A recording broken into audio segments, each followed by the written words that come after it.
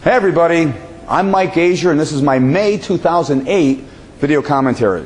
Currently coming to you from a kind of foggy, kind of drizzly Halifax, Nova Scotia, which I arrived about 24 hours ago. It was a little bit better yesterday, but I've forgotten the name, some tropical storm that's worked its way up the east coast of the U.S., and now it's just off the coast of Canada, and it's sort of stuffing all this sort of wet weather and fog and drizzle here. But I'm overlooking, I don't know if you'd call it the harbor or the channel. I'm actually standing behind the building that I'm working at here. The street is Lower Water Street, and the building I'm working in is called, I think, Summit Place, because back in the 90s the G7 actually met here in Halifax, and the G7's meeting took place in this building, and it was then named Summit Place. But it's really a very pretty area. I actually have a very big affection for Canada, but the reason I'm talking to you right now, and the subject for this commentary, I'm going to title it the same thing I'm going to title my written newsletter, Rubber Bands and Chewing Gum. And that title comes from my own personal frustration with the lengths to which the Federal Reserve and the U.S. Treasury are going to prevent any sort of economic downturn in the U.S. economy. There is that old saying, things are just being held together very fragilely with rubber bands, chewing gum, paper clips. In a capitalistic economy, recessions are a natural thing. That's nature. Things go up and down. Economies do overly well, and then they slow down. The tide comes in, and then the tide goes out. Summer, winter. That's just the cycles of life. And recently, all these different things, I don't necessarily want to drag us back to the Bear Stearns bailout. I was personally against that in principle, because if you run your business badly, you take too much risk, you should fail. That's the way it goes. In my previous newsletter, I addressed the fact I understand why the Fed did it.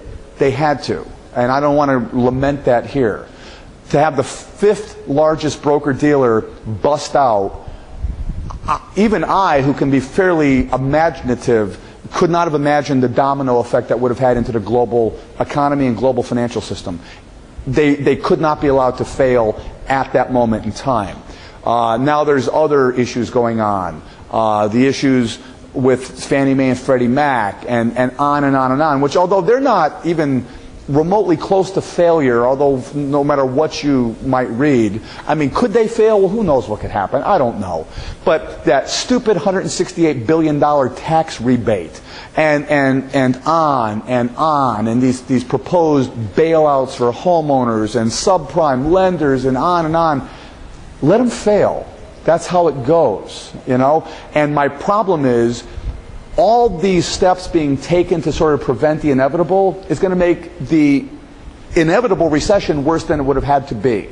All this debt the U.S. government's going into to fund these bailouts, to fund these tax rebates. We run a very dangerous risk of there being a loss of confidence, a loss in faith with the U.S. government. With investing in the United States, with our weak dollar and all these other issues with problems we're having, inflation. And you know what, it really struck me, and some of you probably have heard me mention this if you've been to one of my seminars recently. I was unaware that the new generation of kids getting out of school right now, they're being referred to as the millennials, which I personally don't know if I'd like that name if I was one of you guys. I'm a baby boomer, then you had Gen X, then Gen Y, now we have the millennials. But I saw this piece on 60 Minutes. I was unaware, first of all, of the name or some of the issues that this age group is creating for employers, because, and I freely admit this, my daughter goes to one of those schools, the schools I'm talking about, where nobody can fail. Nobody loses. Everybody's a winner. You participate, you get a trophy. And what it's bred, because that sort of attitude has been around for a while, and that's not how life is. As soon as you get out, failure confronts you. And the problem some of these millennials are, causing for employers is they've never been said no to. They've never failed. You know, they wonder why am I not the CEO? Why am I not your manager? How come I can't wear shorts to work? And I didn't realize, you know, this is the part that really sealed it for me.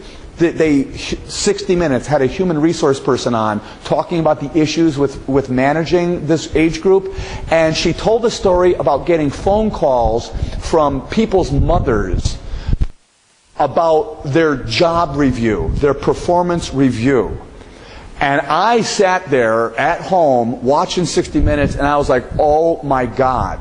I've run my own company for 18 years, and I'll tell you one thing, man, you work for me, and your mother calls me about your performance review, you know what? Grab your shit and get out of here. My God, the only time I want to hear from your mother is to hear that you died, and you're not going to be making it into work tomorrow. That's, you know, that's the only time I want your mother calling me about anything.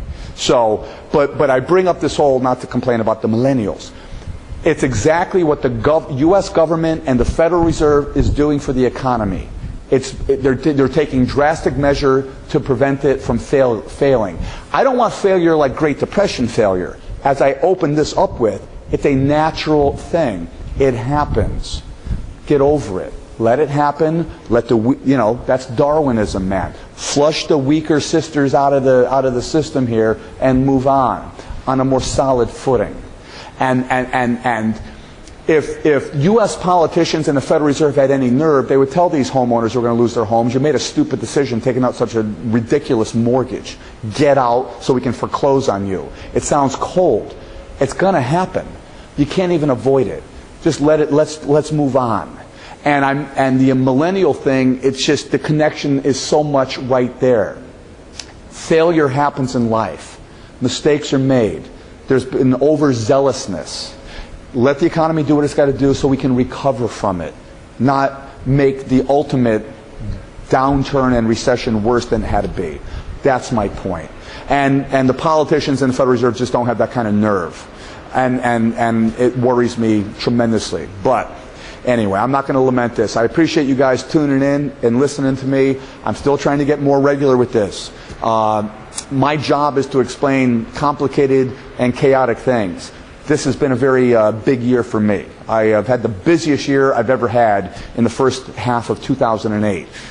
Actually, in the first half of 2008, you know, January through June, I was on the road 118 days. That's why I'm filming stuff for you from Halifax, Nova Scotia. But get together with me. Tell your politicians. Tell whoever you can listen to just do the right thing. You know, the government sets a bad example. Americans have saved no money because they live like the government lives. They spend beyond their means. They don't save any money. They go into debt. That's why this downturn that we're in the middle of, and there's a long way to go, trust me when I tell you, is going to be worse than it had to be, because nobody just let us take our medicine. Anyhow, I'm bumming you out. I'll try to get back to some sort of securities market related topic for next month. This is just something I've been wanting to get off my chest. So, I'm going to take a wander.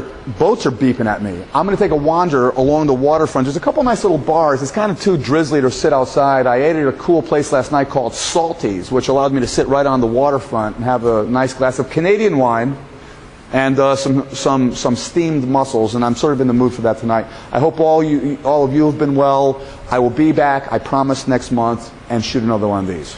You take care.